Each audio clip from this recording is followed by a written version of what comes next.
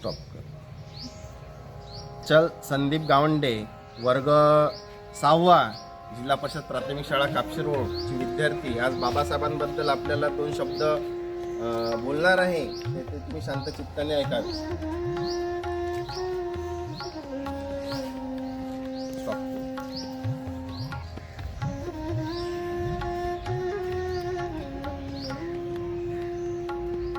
स्वागतम स्वागतम सुस्वागतम.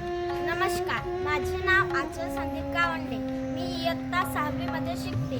आज दिनांक 14 एप्रिल 2026 च्या जयंती सादर होत आहे. डॉक्टर बाबासाहेब आंबेडकर यांचं पूर्ण नाव आहे भीमराव रामजी आंबेडकर.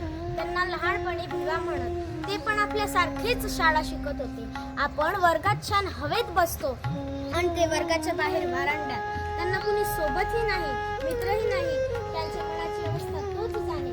परंतु इथे मला एकच सांगायचे आहे की शालेय वातावरण त्यांच्या बालमनावर इजा करणारे असूनही तो शिकला आणि शिकलाच नाही तर टिकला आहे.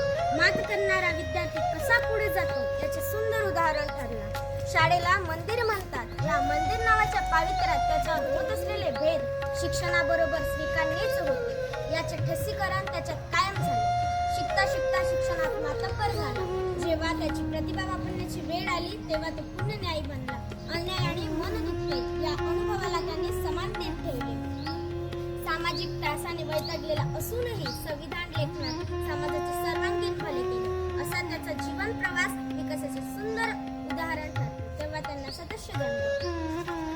डॉक्टर बाबासाहेब आंबेडकर हे भारतीय इतिहासातील एक महान व्यक्तिमत्व होते. त्यांचा जन्म 14 एप्रिल 1891 रोजी महू येथे झाला. त्यांचे पूर्ण नाव डॉक्टर भीमराव रामजी आंबेडकर. त्यांनी आपल्या भारत देशाला जगातील सर्वात मोठे व उच्च संविधान दिले. त्यांनी काय केलं आपल्या जगासाठी, आपल्या भारतासाठी हे कोणीच सांगू शकत नाही. मी एवढे बोलले तरी पण ते खूप कमी आहे. डॉक्टर बाबासाहेब आंबेडकर यांनी समाजातील विषमता दूर करून समानता प्रस्थापित करण्यासाठी आपले संपूर्ण आयुष्य समाजसेवेत घालवले. संविधान असे लिहिले की सूर्य चंद्र असेपर्यंत मिटणार नाही. संविधान असे लिहिले की सूर्य चंद्र असेपर्यंत मिटणार नाही.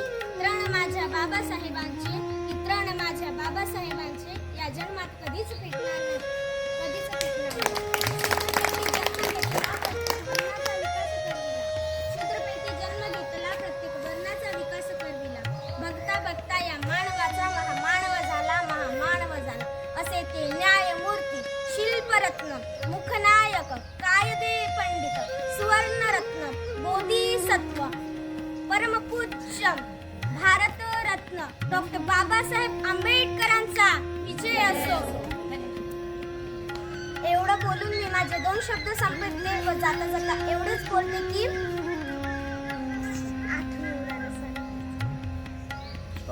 शब्दात नाही बसणारं असं व्यक्तिमत्व होतं, की शब्दात नाही बसणारं असं व्यक्तिमत्व होतं. त्यांच्या विचारांनी लाखोंचं जीवन फुलत होतं. त्यांच्या विचारांनी लाखोंचं जीवन फुलत होतं.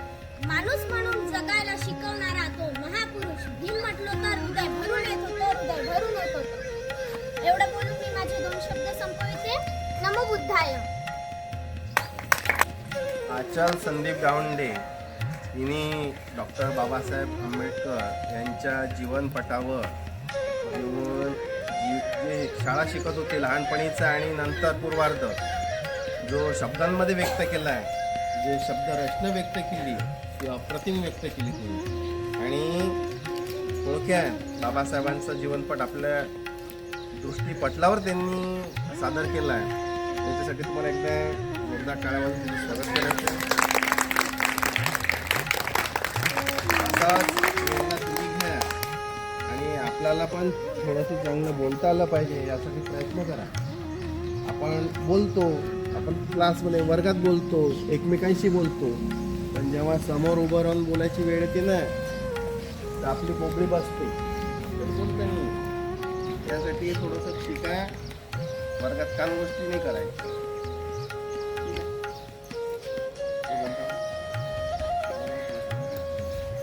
आज काय आहे? 14 एप्रिल डॉक्टर बाबासाहेब आंबेडकर यांची 135वी जयंती आहे ना.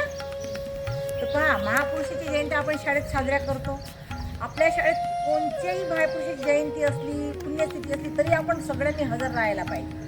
आहे ना आपल्या त्याच्यासाठीच आपल्याला त्यांची ओळख होते. त्यांनी काय काय हे शिकले, काय घडवलं त्यांनी आपल्याला समजते.